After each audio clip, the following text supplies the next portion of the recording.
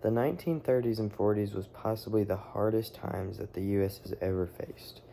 The U.S. was just coming out of the Great Depression, where no one had money or jobs to work with. They were also struck with a tough decision on whether to join World War II or just look in from the outside. During these times, the citizens of the U.S. called upon the elected officials to help fix these issues. The leader that they called upon was Franklin D. Roosevelt. He was a great leader and led the country through a lot of major problems. First, we will talk about his plans for fixing the Great Depression. Franklin was a great leader and was loved throughout the election process for his promise to fix the economic issues that the country was facing. Some of the issues were that the stock market had crashed and lost 90% of its value. Over 11,000 banks had failed, and 25% of the population was unemployed.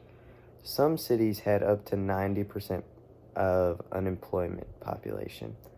And also, average family income had dropped by 40%. So Franklin's plan was called the New Deal. It contained a series of programs and projects to increase the economy, and he started working on it immediately after taking office.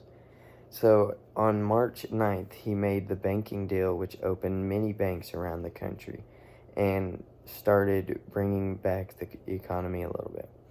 And then several more of these deals were called the Glassell-Steagall Act and the Tennessee Valley Authority Act. The Tennessee Valley Authority Act gave Tennessee the ability to make a dam and give cheap electricity to many of the people around that area, which ended up being cheaper for the people around there, which helped their economy, and this led to many other dams and things like that being built. So even after these attempts of trying to fix the economy, it still was just as bad, and it was on an uphill climb a little bit, but it was still very bad. So he tried a more aggressive approach at it, and this is called the Second New Deal. And this is where he would go at it with other ways.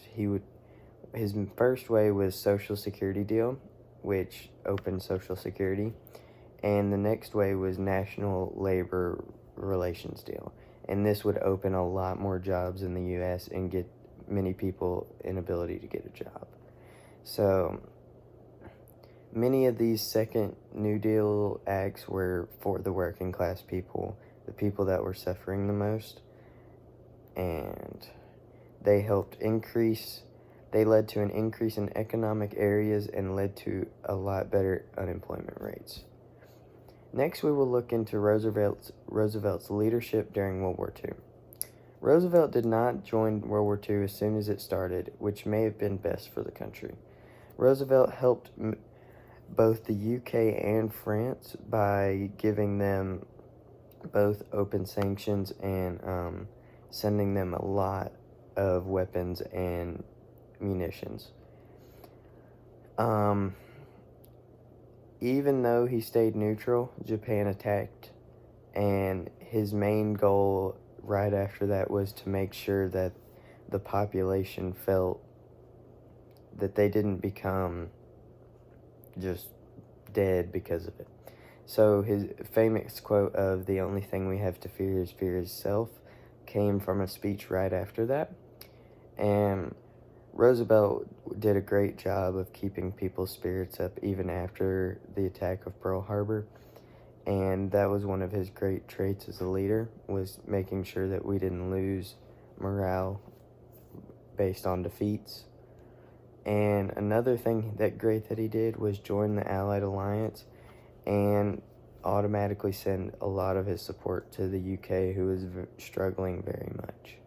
He also brought together a great alliance with Russia and the UK, brought them all together, which ended up leading to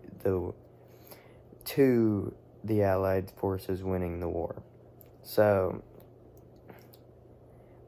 he also he died before the end of World War II, so he never got to see the U.S. win World War II, but he set up the U.S. and the Allied troops to win World War II, and he fought on two sides of the world, which was very difficult, and he was able to do it very well and win on both sides. So, today we have talked about how influential and how great of a leader Franklin D. Roosevelt was. He was able to bring a country up from the ashes of both economic and military problems. His plans and bills were some of the reasons that this country is how this country is how it is today. If he hadn't saved the country when he did, it might have been unsavable soon after. He also kept this country in high hopes after a devastating loss to enter World War II. He would also be a great leader throughout the war and make many great decisions, and ultimately setting up Harry Truman so that he could win the war. In conclusion, I believe that Franklin D. Roosevelt could possibly be the best political leader to ever be president in the U.S.